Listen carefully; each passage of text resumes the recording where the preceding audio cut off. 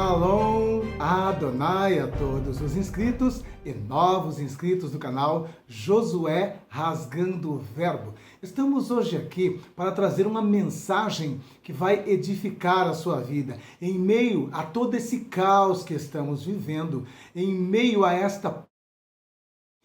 a tanta mortandade, precisamos ouvir algo da parte de Deus que nos traga ânimo, que nos traga força, que nos levante desse marasmo, que nos impulsione a ir avante, entendendo que o nosso general é Cristo e ele nunca perdeu uma batalha, entendendo que ainda que as circunstâncias nos querem fazer acreditar que estamos sós, que fomos abandonados, nunca ele nos deixará, sempre estará ao nosso lado. E Deus, neste dia, tem uma mensagem para o teu coração. Deus, nesse momento da tua vida, tem uma resposta para você.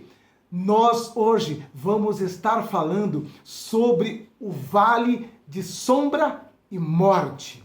E é justamente neste vale aonde mais veremos a manifestação desse Deus poderoso, desse Deus extraordinário. Portanto, ao olhar por todo esse caos que nos cerca, entenda, esse é o momento propício em que eu verei com os meus olhos a manifestação daquele que me guarda, daquele que me protege. Deus tem uma mensagem para o teu coração hoje, agora, nesse instante. Não saia daí. Voltamos logo mais, tá bom? Roda a vinheta, diretor! E anunciar quando aceitar, saber em que circunstância aquele que está mais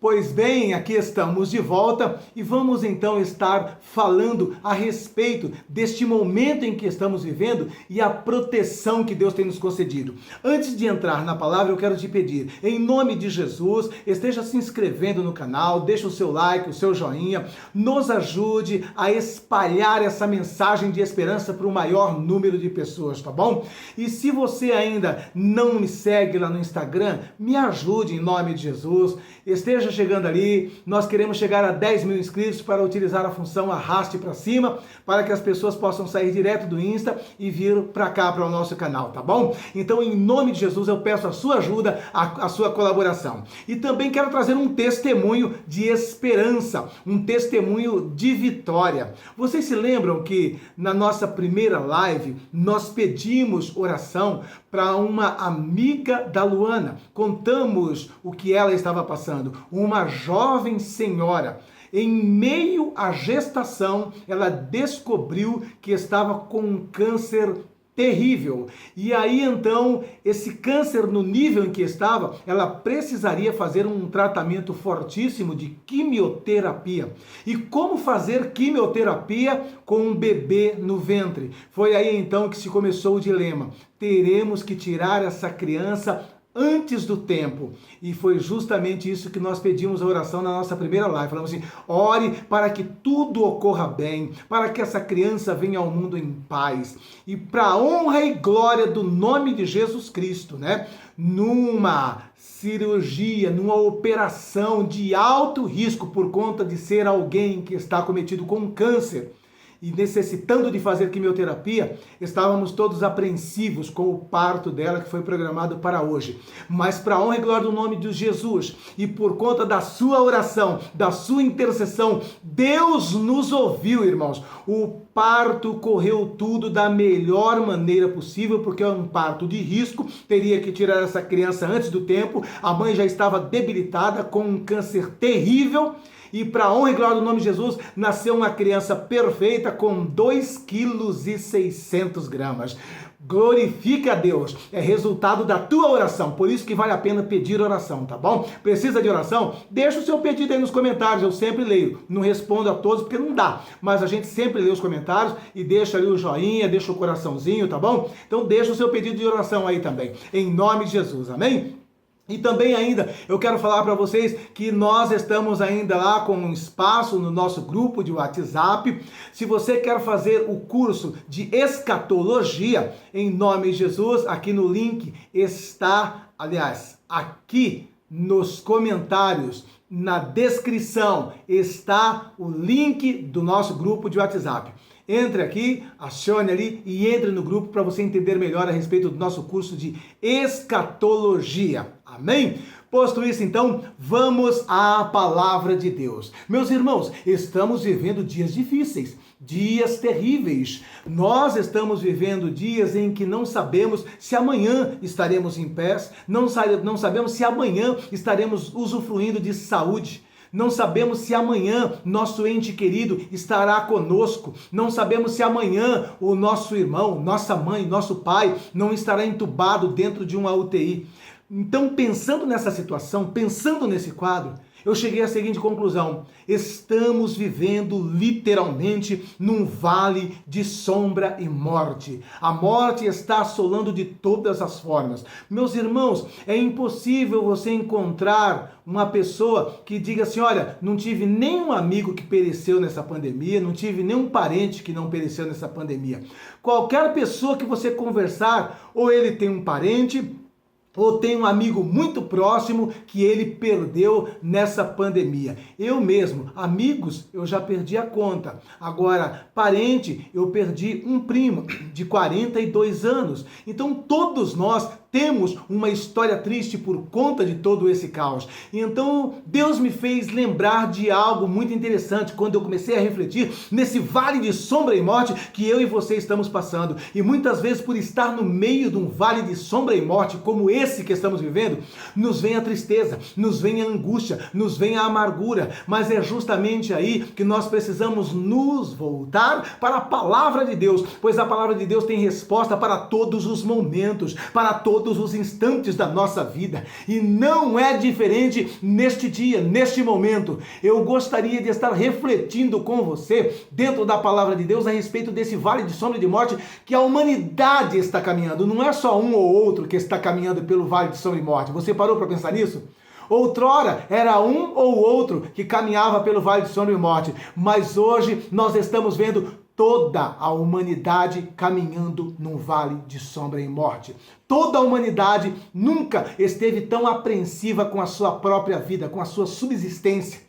E nada melhor do que nos voltarmos para a palavra de Deus. E Deus nessa palavra te dará uma resposta. Deus nessa palavra falará com você. Quero ler aqui o Salmo de número 23. Diz assim a palavra de Deus: o Senhor é o meu pastor, nada me faltará. Deitar-me faz em verdes pastos, guia-me mansamente a águas tranquilas, refrigera a minha alma, guia-me às veredas da justiça, por amor do seu nome. Ainda que eu andasse pelo vale da sombra e da morte, não temeria mal algum, porque tu estás comigo. A tua vara e o teu cajado me consolam. Coisa linda, né? Coisa maravilhosa.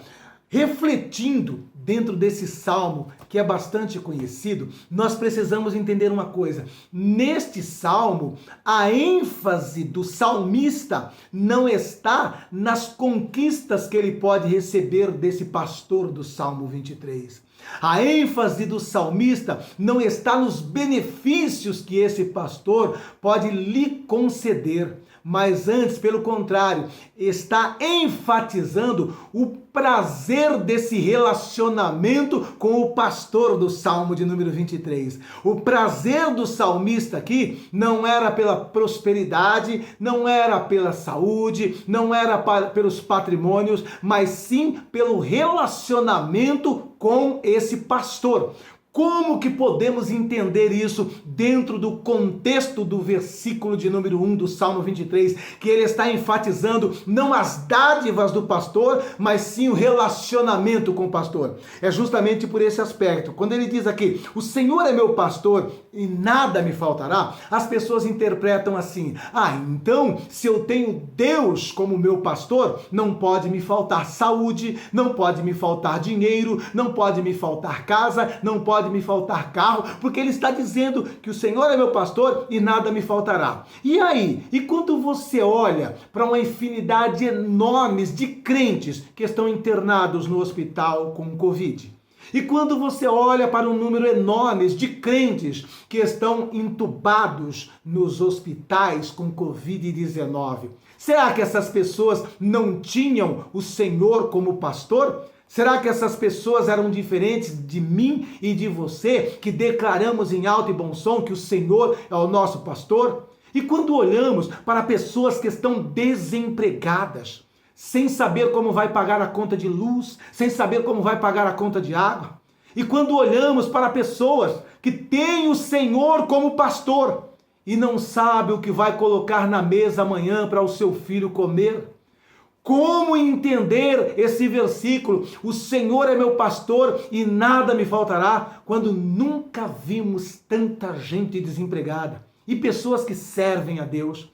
Como entender esse versículo número 1? O Senhor é meu pastor e nada me faltará, quando cada um de nós vimos, contemplamos com os nossos olhos inúmeros velórios de servos de Deus que morreram com Covid-19.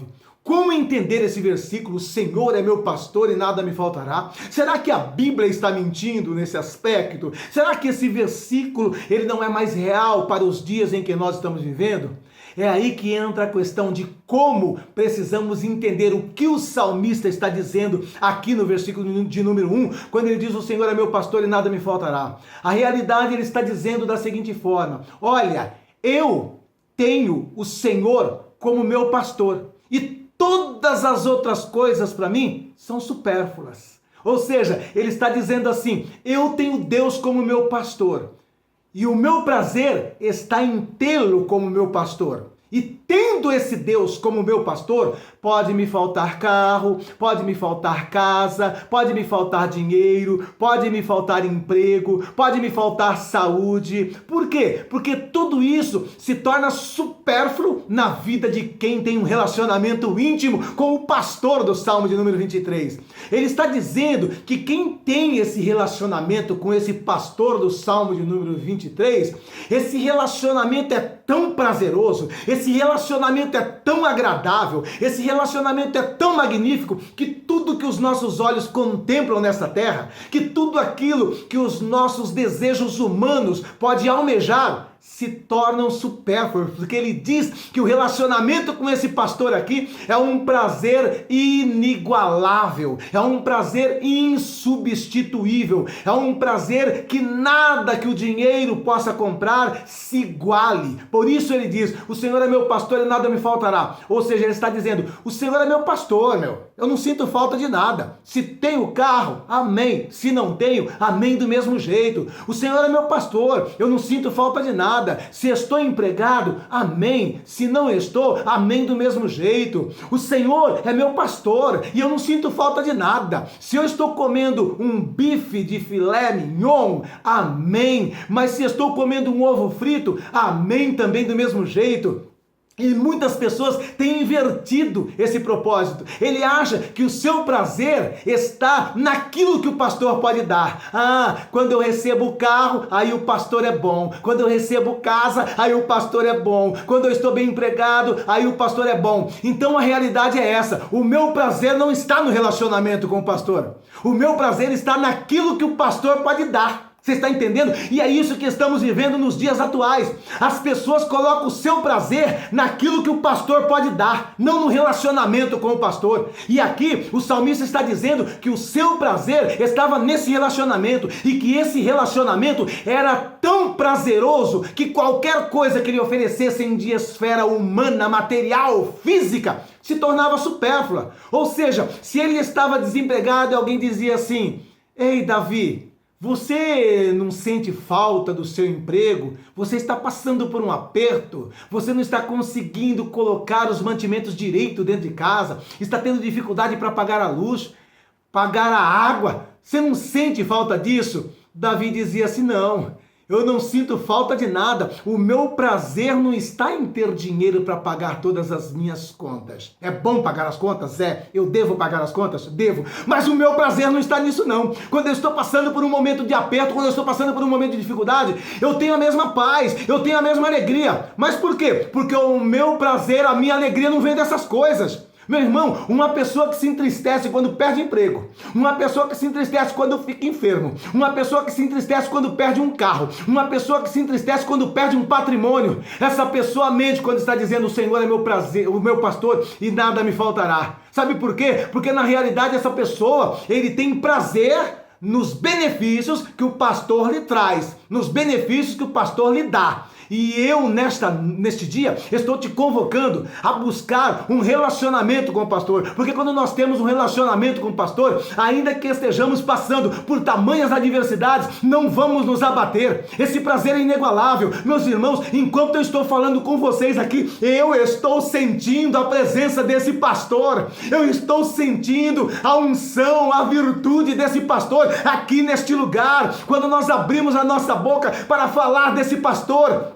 a presença dele se torna intensa, a presença dele se torna real, a presença dele se torna patente. E quando a presença dele é real na nossa vida, meu irmão, pode estar sem emprego, pode estar com a luz cortada, pode estar enfermo, quando a presença dele se torna patente, nós somos inundados por uma alegria imensurável, que nada que o dinheiro possa comprar se compare. Então, em nome de Jesus, entenda uma coisa: o primeiro verso, o Senhor é meu pastor e nada me faltará, ele está dizendo literalmente isso. O meu prazer está no relacionamento com esse pastor.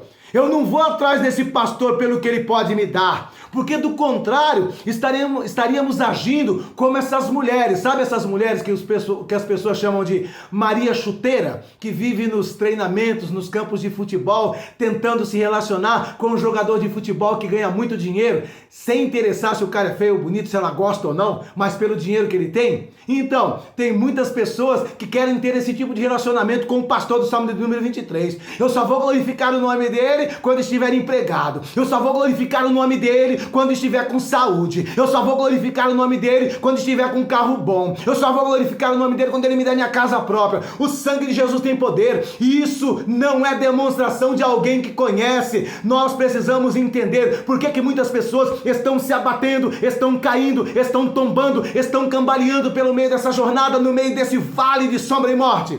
Porque na realidade o seu prazer estava nos benefícios fornecidos pelo pastor e não no relacionamento com o pastor. Ei, em nome de Jesus, não responda para mim não, responda para o Espírito Santo. Seja sincero, você sente a presença do pastor?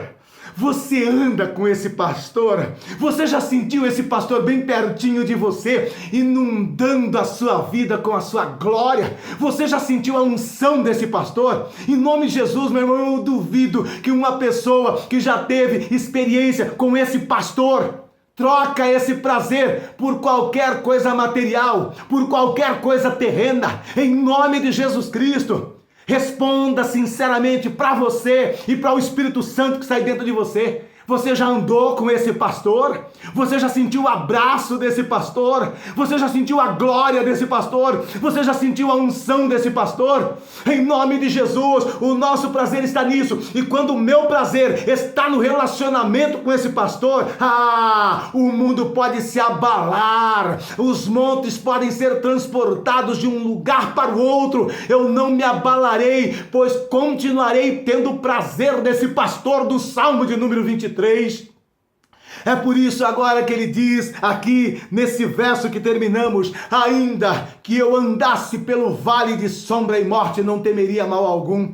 O que ele está dizendo? Olha, quando eu tenho o Senhor como meu pastor, eu posso até andar pelo vale de sombra e morte. Ele está dizendo aqui agora nesse verso: eu tenho o Senhor como meu pastor, mas ainda que eu ande pelo vale da sombra da morte, ou seja, eu estou sujeito a andar pelo vale de sombra e morte, mesmo estando com o pastor. Mas então, pastor Josué, qual é a diferença então? Se eu andando, se eu tendo o Senhor como meu pastor, eu estarei sujeito a passar pelo vale de sombra e morte? Que vantagem eu tenho nisso? A vantagem é que no vale de sombra e morte eu não estarei sozinho. O pastor caminha ao meu lado. O pastor está comigo. Aleluia. É isso que ele está dizendo aqui. Ainda que eu andasse pelo vale de sombra e morte, não temeria mal algum, porque tu estás comigo. Aleluia. Meus irmãos, eu tenho que sentir a presença do pastor. Não é no dia do carro novo, não é no dia do emprego novo, não é no dia da casa nova, não é no dia da prosperidade, não é no dia da fartura. Eu Eu tenho que sentir a presença do pastor no dia que eu estiver enfermo, no dia que eu estiver desempregado, no dia que eu estiver passando pelo vale de sombra e morte. É aí que eu tenho que sentir essa presença. E para sentir essa presença no meio desse vale, o meu relacionamento tem que ser sincero, tem que ser um relacionamento que sempre busque, em primeiro lugar, a face desse pastor, a unção desse pastor, a virtude desse pastor. Mas, pastor Josué, eu preciso de trabalhar, eu preciso de pagar conta de água, eu preciso de pagar conta de luz.